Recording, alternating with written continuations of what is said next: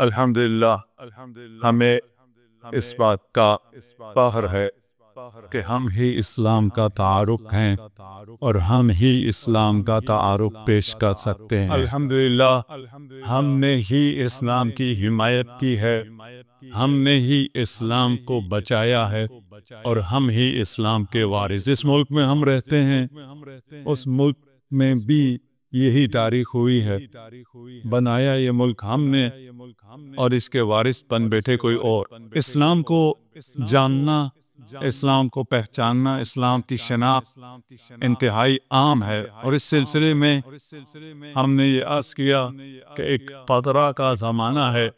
یا اہل الکتاب قد جاءکم رسلنا من یبین لکم علی فترۃ من الرسل۔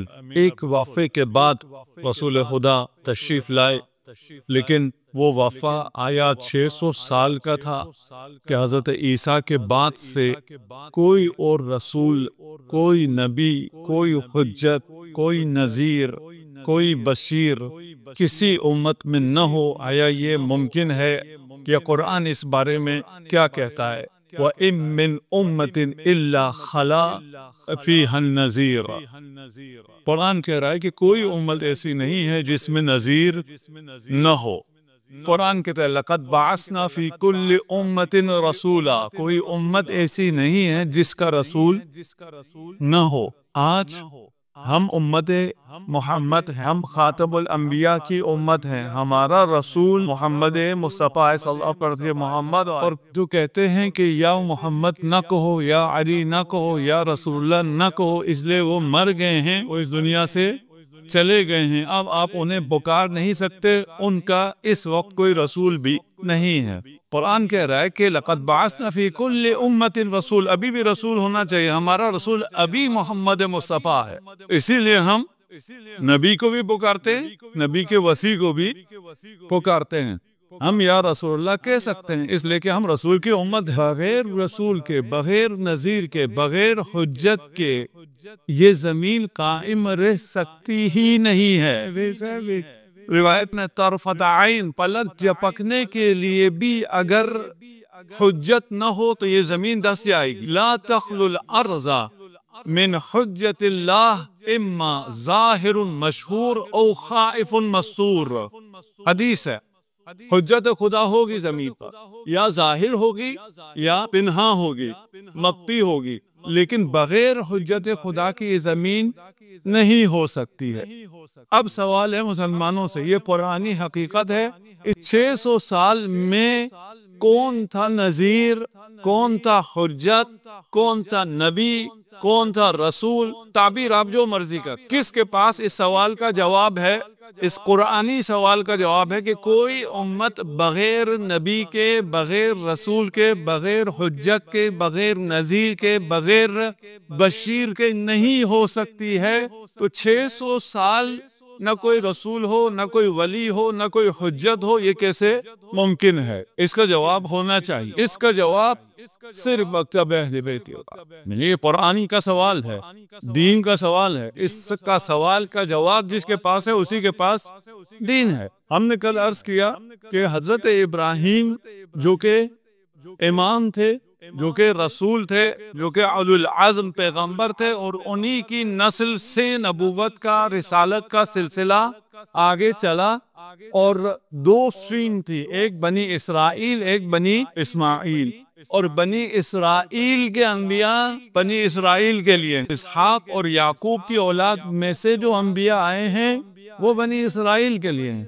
تو جو بنی اسرائیل نہیں ہے ان کو آپ شامل کر لیں تو پھر کتنے ہزار سال باقی تمام امتیں بغیر رسول کے ہوئی، بغیر حجت کے ہوئی۔ قرآن کہتا ہے ممکن نہیں ہے، عقل بھی کہتی ہے ممکن نہیں ہے، یہ کیسے ہو سکتا؟ اور مزے کی بات یہ ہے کہ عقیدہ ان کا یہ ہے کہ یہ عرصہ فترے کا عرصہ ہے، کوئی رسول نہیں ہے، کوئی نذیر نہیں ہے، کوئی حجت نہیں ہے۔ اگر کوئی ڈرانے والا، بتانے والا، بشارت دینے والا خدا کی طرف سے حجت نہ ہو تو اس دور کے لوگ مکلف بھی نہیں ہوتے، اس دور کے لوگ نہ مسلمان ہوتے ہیں اور نہ کافر۔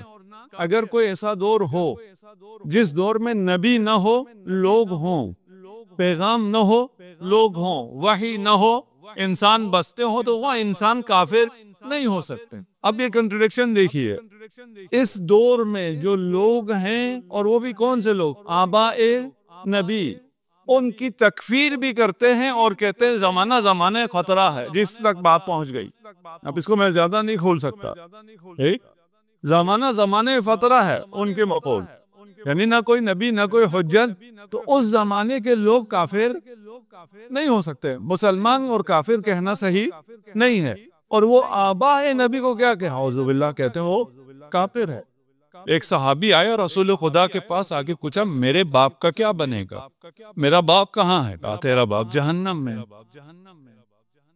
اس نے رونا شروع کیا، اس کا دل بیٹھ گیا، وہ روتے ہوئے حضور کی بارگاہ سے چلا گیا۔ جب وہ گیا تو رسول خدا نے، اس روایت کی جھوٹی روایت ہے، یہ اسرائیلی روایت، اس روایت کی مدد رسول خدا نے کہا کہ نہیں گھبراؤ نہیں، اس کا باپ بھی جہنم میں ہے اور میرا باپ بھی استغفر اللہ۔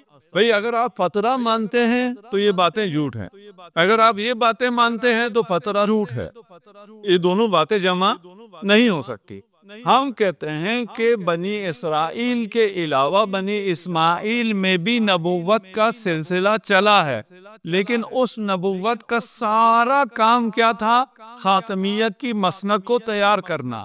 ہم نے کہا اسماعیل آئے مکہ میں اس لیے آئے کہ مکہ میں رسول خدا تشریف لا سکے، کعبہ کی دیواریں اس لیے بلند کی کہ کعبے کو مرکز توحید خاتم قرار دے سکے، اور اسماعیل کے بعد عیسی کے بعد ہاشم، کل ہم نے یہ 3 بیان کر لیے تھے، ہاشم کے بعد عبد المطلب، وما ادراک من ہو، کیا جانے آپ عبد المطلب کون ہے؟ ہماری کتابوں میں، تاریخی کتابوں میں کوئی بات اختلافی نہیں کر رہا، کوئی بات اپنی کتابوں سے نہیں کر رہا، نہ میں نے پچھلے عرصے میں کی تھی نہ اس عرصے میں کر رہا ہوں۔ فضائل کے کچھ احادیث ہو سکتے ہیں، میں آج بھی ایک حدیث پیش کروں، وہ فریقین کی کتابوں میں نہیں ہے، فضائل ہم اپنی کتابوں سے پیش کر سکتے ہیں، باقی ساری باتیں میں وہ کر رہا ہوں جو سب مانتے ہیں۔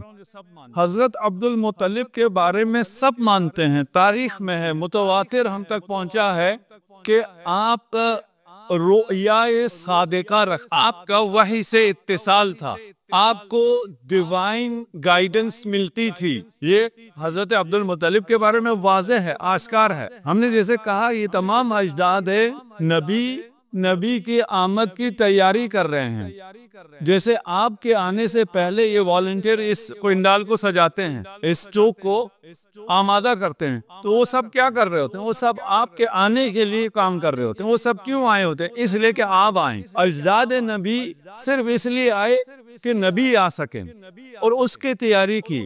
حضرت عبد المطلب نے کیا تیاری کی؟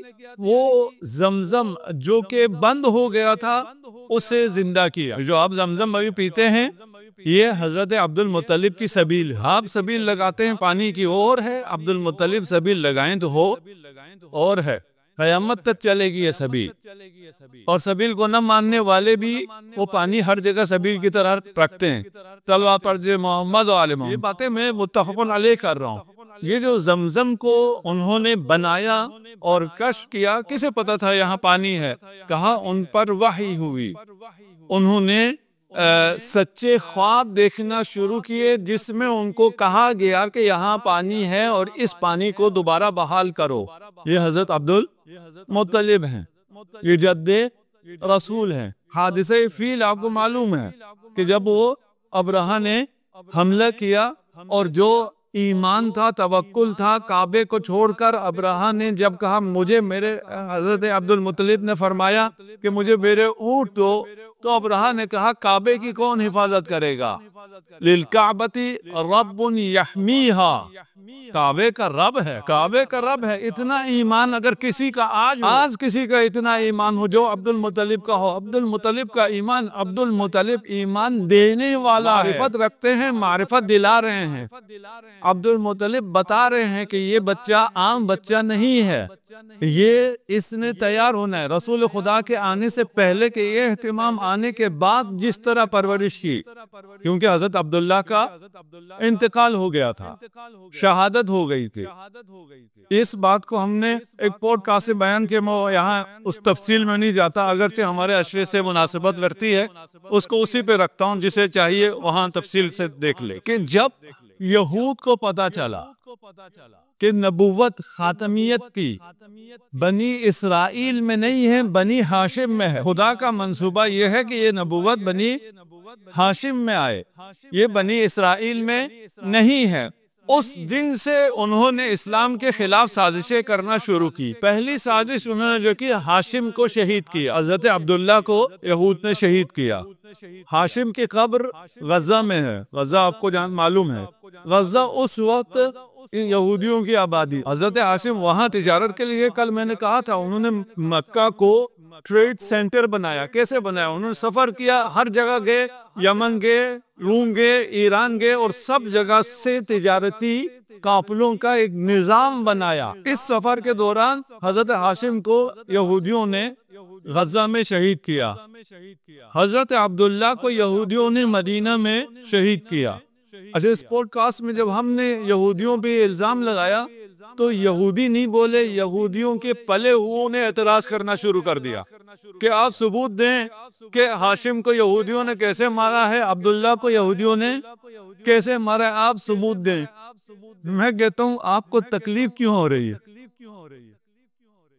الزام آپ پہ تو نہیں لگا، الزام ہی ہے نا، میرے پاس ثبوت ہے یا نہیں ہے وہ تو بات کا معاملہ ہے، ابھی میں نے الزام لگایا، آپ کو کیوں تکلیف ہو رہی ہے؟ آپ کے تانے بانے یہود سے کیوں ملتے ہیں؟ ہمیں اس اسلام کو الگ کرنا ضروری ہے جس کے تانے بانے یہود سے ملتے ہوں، تب ہی اسلام کی حفاظت ہو سکے۔ کیسے؟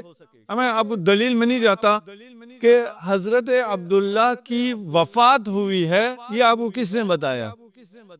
آپ اگر تاریخ اٹھا کے دیکھیں، کس نے کہا حضرت عبداللہ کی وفات ہوئی ہے؟ یہودی نے۔ اب میرے پاس ٹائم اس طرح نہیں ہے، نہ ہی مجلس اس کی متحمل ہے، لیکن جو تحقیق کرنا چاہتا ہوں اسے میں راہ دکھا دوں گا۔ یہودی نے ریشن ہے، یہودی نے کہا ہے کہ حضرت عبداللہ کی وفات ہوئی ہے۔ ابھی آپ اس روز روشن میں اسرائیلی میڈیا کو دیکھیں، وہ کیا کہ ایسے رپورٹ کرتا ہے، اس کی رپورٹ پہ جا سکتے ہیں؟ اس کی رپورٹ پہ آپ نہیں جا سکتے۔ رسول خدا کی حفاظت کرنے والے یہ بنی ہاشم کے کا خاندان، اس کا احسان ہے اسلام پر، اسے مائنس کر کے اسلام نہیں بچتا، آپ تک صحیح اسلام نہیں پہنچتا، اس لیے کہ اسے مائنس کرنے والے ہائی جیک کرنے والے ہیں، یہ اسلام کو ہائی جیک کرنے کے لیے الگ کرتے ہیں۔